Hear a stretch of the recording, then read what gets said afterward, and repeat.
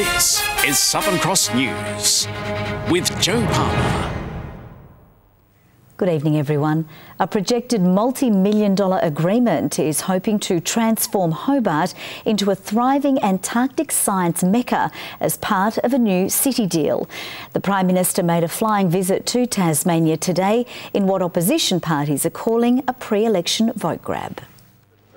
Tasmania's tourism boom well and truly alive. The Prime Minister today not quite meeting the locals. We're in the US. Malcolm Turnbull down for a flying visit, signing off on a new agreement to transform Hobart into a thriving science and learning mecca.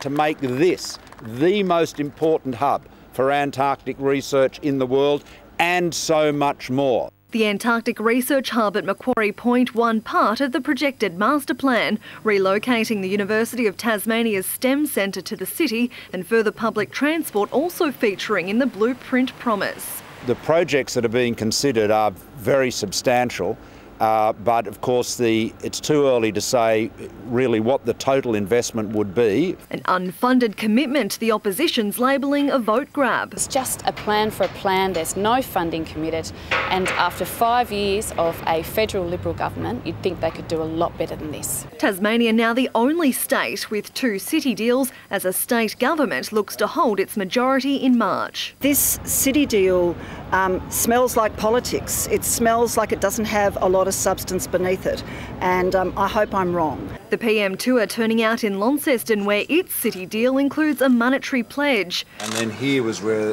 they had the sheds. As the UTAS Northern relocation tracks forward, the PM says the city deals will continue despite the outcome of the state poll. This is an agreement that we believe will continue past the election, when we expect the Hodgman government to be re-elected. And with the Premier yet to call the election, it's likely there's many more selfies to come. Jacqueline Robson, Southern Cross News. A report is revealing new details tonight about the social and economic impact of poker machines in Tasmania. The government faced criticism for delaying the release of the report despite receiving it before Christmas. Our political reporter Jacqueline Robson joins us live now. Jacqueline, what does the report show? Well, Joe, the report was released by the Treasurer late this afternoon. The findings cast doubt on the industry estimates of the number of employees involved with poker machines. They said more than 5,000 jobs would be at risk under Labor's policy. This report, however, estimates 317 full-time equivalent positions exist because of pokies in pubs and clubs. The gaming industry as a whole was found to contribute about $250 million a year to the economy. Problem gambling in Tasmania remained fairly steady over the past several years, moderate risk and problem gamblers declining from 2.4 in 2013 to 2% last year. But interestingly, those who were deemed problem gamblers had a high participation in poker machine gambling. Now, Joe, this will no doubt be a major talking point tomorrow. The findings of the report, coupled with its late release by the state government, will sure cause some controversy. Joe. OK, thank you very much for that report. Jacqueline Robson joining us there. An overnight fire in a Hobart CBD restaurant has left a family business in ruins. The destructive blaze is believed to have been triggered by a deep fryer that was accidentally left on. Firefighters inspect the damage caused by last night's fire. The dining room at Maharaja's restaurant in ruins. Fire investigators believe the blaze started in the kitchen in the early hours of this morning. A deep fryer accidentally left on is believed to be the cause. The kitchen itself is heavily damaged and all the contents, so and the structure itself has sustained some damage, so it would be a significant amount of time and dollar loss there. The distressed owner coming to terms today with the loss of his family's business. The building is home to several shops. A downstairs neighbour has suffered water damage, but for the most part, they've been spared. The firefighters did an excellent job on scene. They've managed to keep it to the kitchen and a little bit of the roof space directly above, but it hasn't breached either side, so they've done an excellent job. A family has been running the restaurant for the last 4 years, and while the building is insured, it's understood the business itself isn't covered. Heavily upset. It's dawned on them that this is their livelihood, so they're in a position now where they can't make any money. So very upset and emotional. Yeah. Damage is estimated at $250,000. Michael Breen, Southern Cross News. A fifth person has been charged with attempted murder in relation to the serious assault of a Prospect man last week. 24-year-old Corey Mitchell-Gessler appeared in the Launceston Magistrates Court this morning after police arrested him at a residence in Norwood yesterday. He and 4 others have been charged with attempted murder and aggravated armed robbery. The alleged victim was found dumped on the side of the road in Waverley on Wednesday last week. He remains in a serious condition at the Launceston General Hospital. Gessler will reappear in the Launceston Magistrates Court on January 24. A South Australian woman has been rescued from Tasmania's south coast walking track this afternoon after falling and injuring her leg and shoulder. The rescue helicopter locating the 56-year-old at Prion Beach after she activated her personal location beacon. The woman was with 2 others when she fell just after 1 o'clock. She was airlifted to the Royal Hobart Hospital for treatment. After a messy board spill 12 months ago, infant formula producer Bellamys appears to have turned the corner. The Tasmanian company today improved its earnings outlook for the year ahead, sending share prices close to an all-time high. After a rollercoaster ride in 2017, Bellamys is back in the good books with shareholders, today lifting its profit and revenue forecasts for the second time in just over 3 months. This has been largely on the back of sales out of China, particularly through their exporting, importing into that market. Bellamys is now targeting 35% revenue growth this financial year, up from its previous target of around 20%. Profitability is also tipped to improve. Analyst Sam Baker says the company's dramatic boardroom boil-over 12 months ago, led by Maverick shareholder Jan Cameron, is paying dividends. This has led to changes in the business around inventory levels and also supply contracts. But the one-time stock market darling isn't out of the woods yet. Bellamy's new canning facility in Victoria still needs a green light from Chinese regulators to sell its full range of products. Plus, there are multiple class actions before the courts. We've got no indication of shareholders backing off the collective. We've got over 1,000 clients in the Basel class action. All indications are that they're pretty cross that the company treated them the way they did. The company's share price has gone from less than $4 per share 12 months ago to more than $13 today, although that's still less than the all-time high of around $16 per share back in December 2015. There's no doubt that shareholders have embraced the changes that have been made in the company in the last sort of 6 to 12 months. Bellamy's management declined to be interviewed. Tom Johnson, Southern Cross News. Some of the nation's most in-demand suburbs for rental houses are located in Tasmania, with Glenorchy topping the list. New data from realestate.com.au has revealed the top 5 most in-demand suburbs are all in Hobart. Moona, South Hobart, West Hobart and Kingston followed.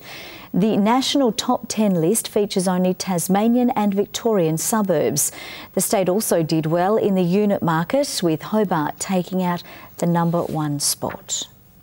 More than 400 of the state's finest wines will be judged by some of the best experts in the world.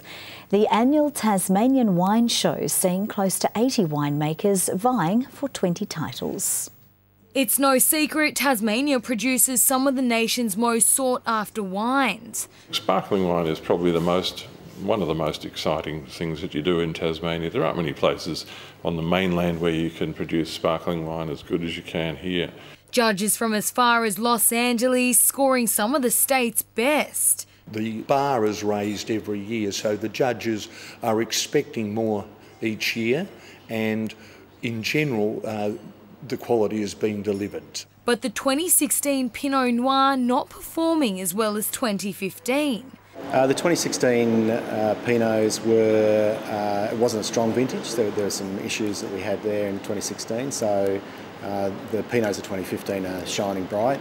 Starting with just 40 entries, it has grown to hundreds, reflecting the industry. Definitely growing. Certainly the last couple of years there's a lot more plantings going in. Concentration levels high as judges abide by one important rule. We definitely never swallow. Rule number 1 is don't swallow, because as soon as you swallow wine, the alcohol will begin to affect your brain and you will lose your ability to concentrate and focus. The judges first look at the colour, they smell it and then taste it before scoring. It often takes 2 to 3 times until they come to their final decision. You get in a zone and you become so focused on what you're doing that you don't notice what's going on around you. And that allows your sense of smell and taste to be very, very much attuned to what's coming out of the glass. A trophy presentation dinner will be held on Friday night. Rita Risk, Southern Cross News. Tasmanian researchers are boosting our defences against potentially deadly stings from jackjumper ants. The Royal Hobart Hospital Research Foundation is helping to fund the development of a new test to find out if patients have been successfully desensitised. Jackjumper ants may be small, but they pack a punch. Around 3% of Tasmanians are allergic to their stings. Half of those can experience life-threatening reactions. So patients can suffer what we call anaphylaxis, which can involve significant breathing difficulty, and they can have problems with blood pressure and can collapse. Phil is one of those affected. I passed out and the ambulance came, and fortunately I was in South Hobart, so it wasn't so bad, but I could have been in a remote area and it would have been pretty difficult. Health experts at Hobart's Jackjumper Clinic are currently treating around 350 patients, working to desensitise them to the venom. But the only way to test if it's been effective is to get stung in the wild or stung on purpose. It's uncomfortable for the patient. Obviously no one wants to be stung by a live ant, but also risk. There is a risk associated as well. Now researchers are looking to develop a blood test to see if the immunotherapy has worked.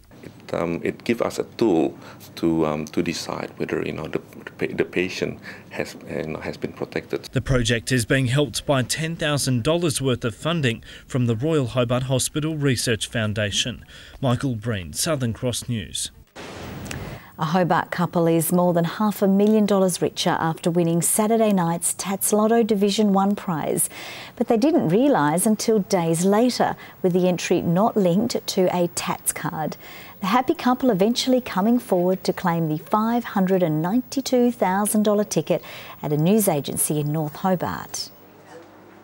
They were actually really nervous, but it was really cute because they had found out over Facebook. It's not the first time the news agency has sold a winning Division 1 ticket, with a Hobart man claiming a $1 million jackpot from there around 10 years ago. Now let's take a look at the day's business and finance news with thanks to Tasplan, your local super fund.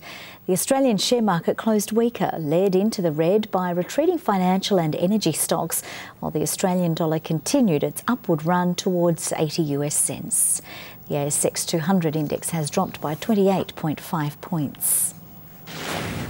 And a short time ago, the Australian dollar was trading at 79.65 US cents and 64.92 euro cents.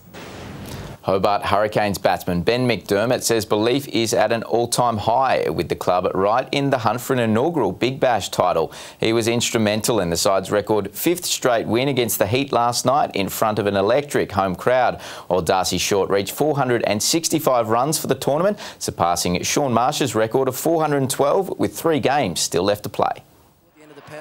It was the Canes' last home game of the tournament, and it was Ben McDermott who ensured the Blunston crowd didn't go home disappointed. High off the bat, runs away fine. They should come back for 2. And they do. 5 wins on the trot for the Cane train. Really relieved. Obviously, it's always good to finish the game off nice and strong, and we did so in the 18th over, I think. So, yeah, it was good. Clive Rose getting the home side off on the right note, removing Sam Haslett for 5. Gives himself room, edged and taken by Wade. First wicket, first over. Joe Burns answering back for the visitors with a quick-fire 38 before some Darcy Short spin brought him unstuck. Catch that is the cry. It's going to be tight on the rope, into the breeze, catch taken. Brendan McCullum held fast en route to 50 at the expense of Tamal Mills before the English import got his revenge.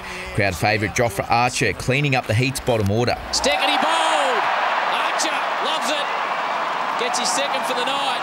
Chasing 166 for the win, things didn't start great for the Canes, with Alex Doolan sent packing in the first over. Darcy Short doing what he does best, picking away at the Brisbane attack as he raced towards the half-ton. Skipper George Bailey the next to fall on 19. Dan Christian sending his first ball straight into the stands, belting a quick 23 off just 9 balls. And when he and Short were dismissed, Ben McDermott was there to pick up the pieces. Oh, look at that shot! Whacked away over square. McDermott wants to get it done. McDermott cementing his spot in the order by smashing an unbeaten 32 and closing out the side's 5th win in a row. This year's we feel right in the hunt, so yeah, absolutely the best buzz I've felt in the Canes group. Sitting in 3rd on the BBL ladder, the side are now eyeing off finals, flying out to Adelaide today ahead of Thursday night's clash with the Strikers before taking on the Scorchers in Perth on Saturday. There's no need to change the team. That's winning. So I think this team can take it all the way. Yeah. Richie Port's bid to become the first back-to-back winner of the Tour Down Under has begun. Port finished safely in the peloton, but fellow Tasmanians Will Clark and Scott Bowden attracted the most attention in a dramatic King of the Mountain chase. No rider has gone 2 from 2 in the Tour Down Under's 20-year history. It's an achievement well within Richie Port's reach as he got down to business in Stage 1, although fellow Tasmanians Scott Bowden and Will Clark stole the early spotlight in this 3-man tussle for King of the Mountain. And Bowden's gone off the back wheel, a bit of a late reaction of Bellamys, and again they've caught Will Clark napping, but can he wind it up? But both were pipped at the post. While Bowden dropped back, Clark led the breakaway coming into the Barossa Valley. Pretty in pink, Clark claimed the first sprint points. Will Clark will take maximum points before banking another bonus on the second sprint. But in the end, it was too much to bear. Like a pack of wolves, the peloton hunted down the Tasmanian 10 kilometres from the finish, with Germany's Andre Greipel finding the perfect line coming out of the last bend to claim the opening stage in Lindau. Through the middle, Andre Greipel, right to Viviani, Greipel is coming, it's win number 17, and his first of the week. He hit it spot on. Greipel is a 2-time Tour Down Under champion. If it turns out also with victories, it's nice. Tom Johnson, Southern Cross News. Good evening. Hobart 20 today. Launceston's 26 was the warmest around Tasmania. Burnie 21 and Devonport 20 degrees. You'd be very hard to be pleased if you complained about today. OK, a little cool early, but fine and sunny conditions break through for most of the day. Bushy Park 24, Grove and King Island 23, Strawn and Campania 22, Lowhead, Wynyard and Friendly Beaches 21, Flinders Island a top of 20 today, St Helens and Lyoweeney 19. Now low-level clouds sit under a high pressure system that's over the Bight and also to the south of Tasmania. Most of Western Australia has the remnants of the cyclone, the rest of the country clear apart from North Queensland and the tropics. Scattered low-level cloud over the east and west coast and just a little high cloud blowing over the south from the southwest. Tomorrow the high slowly positions over Tasmania. Surface troughs run along the WA coast and the interior and through the far north. Winds variable at 5 to 15 knots, light southwest and northwest breezes over the south and afternoon inshore sea breezes, swells to 3 metres in western and southern waters. For tomorrow, partly cloudy in Hobart, 23 the top, 26 for Geeveston, 27 for Bothwell, bit of cloud and warm. Same for Launceston, 26 the high, 22 the top for Devonport, partly cloudy for Cressy and 28 degrees. Burnie partly cloudy and 22, Strawn 22 as well and 25 for Curry on King Island. And for St Helens, 22 and a bit of cloud, 20 the top for Swansea, Orford 21 degrees. UV extreme for the state, a higher grading over the north. On Thursday now, and finer mostly sunny, locally hot with light winds. Another warm day on Friday with cloud cover increasing. Mainly fine on Saturday, just a shower on the radar for the northeast. Light rain easing from Perth tomorrow. Sunny in Adelaide, Melbourne, Canberra and Brisbane. Partly cloudy over Sydney, 25 there. A shower or storm for Cairns and Darwin. Before we leave you tonight, the votes are in and it's official. Former Alderman Christy Johnson has been re-elected as the Mayor of the Glenorchy City Council. Ms Johnson receiving the winning majority with 58% of the vote. Although not officially announced, her deputy is expected to be Matt Stevenson. And we'll have a full report on the newly elected council in tomorrow night's bulletin. But for now, that's all from the team. We'll see you with updates a little later. Thanks for your company. Good night.